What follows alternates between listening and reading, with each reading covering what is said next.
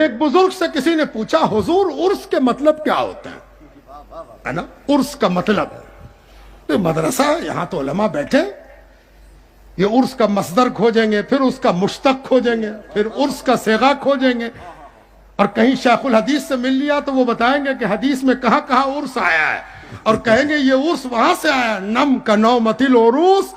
فرشتہ کہے گا قبر میں اگر تم قادری دولہا کے سلسلے میں مرید ہو، شمس مارہرہ کے سلسلے میں مرید ہو، گھبرائیے نہیں، حضرت غوث اعظم کے سلسلے میں مرید ہو، خواجہ غریب نواز کے سلسلے میں مرید ہو، سہروردی ہو، چشتی ہو، فردوسی ہو، نقشبندی ہو، قادری ہو، جب فرشتہ پوچھے گا اور سچ مچ مرید ہوئے تو فرشتہ کہے گا نم کا نومت العروس، سو جاؤ جیسے کہ شہانی رات کا دلہا سوتا ہے۔ واہ واہ واہ۔ شیخ الحدیث کہیں گے وہیں سے عرس ہے نا؟ لیکن ایک اللہ والے سے پوچھا گیا کہ عرس کا مطلب کیا؟ توجہ چاہتا ہوں، دیکھیے صوفی کیسے جواب دیتا ہے، صوفیہ کے جواب دینے کا انداز کیا ہے۔ اس شیخ نے فوراً کہا عرس کھانا کھلانے کا نام ہے۔ بھائی واہ واہ واہ واہ، عرس سبحان اللہ سبحان اللہ، کھانا کھلانے کا نام ہے۔ واہ واہ۔ تو اس نے پلٹ کے پوچھا حضور قل، فاتحہ، نعت خوانی، مجلس سما، جہاں ہوتی ہے مجلس سما، یہ سب؟ کہا یہ سب کھانا کھلانے کا حسن ہے۔ واہ واہ واہ واہ، سبحان اللہ سبحان اللہ۔ بہانہ کھانا کھلانے کا ہے تو سیدھے کھانا کیسے کھلایا جائے؟ یہ سب اس لیے رکھا گیا ہے تاکہ حسن مطلع ہو جائے۔ بھائی واہ واہ ہے نا؟ واہ، مطلع تو وہی ہے کھانا کھلانا، واہ یہ واہ سب حسن واہ مطلع واہ ہے۔ واہ واہ واہ، سبحان اللہ سبحان کھانا اللہ۔ کھلانا، بس کھانا کھلانا۔ اور کیوں؟ الذی اطعمہم من جوع، یہ تو اللہ والے نہ ہے، صفت اللہ کی یہی ہے، وہ کہتا ہے کہ جب تم بھوکے ہوتے ہیں تو کھانا کھلاتے ہیں۔ واہ واہ واہ واہ، یہ اللہ والے کی خانقاہ ہے۔ میں الٹ رہا تھا ایک جگہ تو مجھے ایک واقعہ دکھائی دیا کہ جب ہلاکو نے بغداد پر حملہ کیا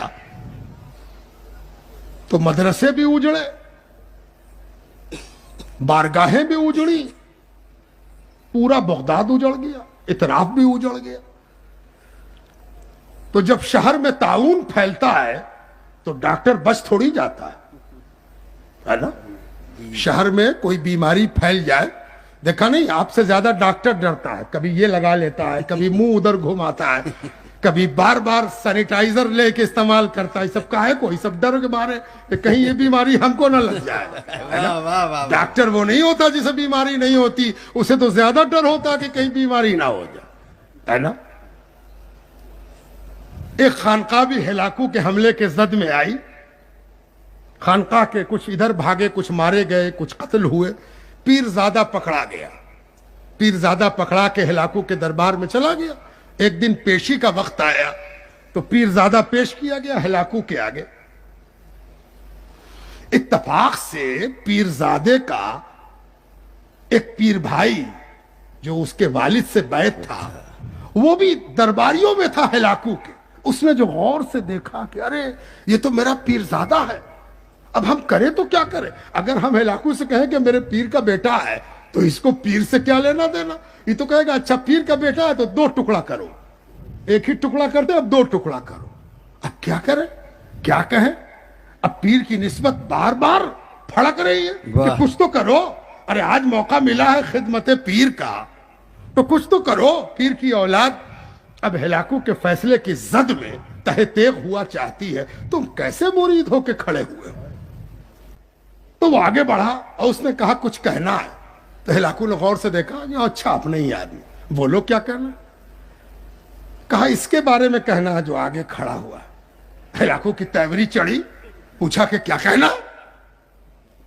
تو پیر کی کہا گیا کہ یہ کون ہے؟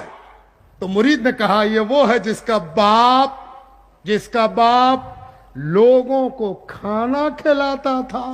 ہلاکو کی نظر بدل گئی، ہلاکو نے پیار سے دیکھا اور کہا اچھا اس کا باپ لوگوں کو کھانا کھلاتا تھا، چھوڑ دو اس کو۔ اے اے اے، واہ واہ واہ واہ واہ واہ واہ واہ واہ واہ۔ آپ کیا سمجھتے ہیں ہلاکو کو کھانے سے محبت تھی اور کھلانے والے سے محبت تھی اور بھوکوں پر پیار آتا تھا؟ ارے آپ کہاں ہیں؟ ये रब की आयत अपना काम कर गई। आहा, अल्लज़ी अतअमहुम मिन जू। जब कोई भूखा होगा और तुम खिलाओगे तो याद रखो एक दिन हम वो काम करेंगे कि जब तुम्हारा बेटा तहे तेब हुआ चाहता होगा तो मेरी इस आयत की तजल्ली उसको बचा लेगी। वाह वाह वाह, सुभान अल्लाह, सुभान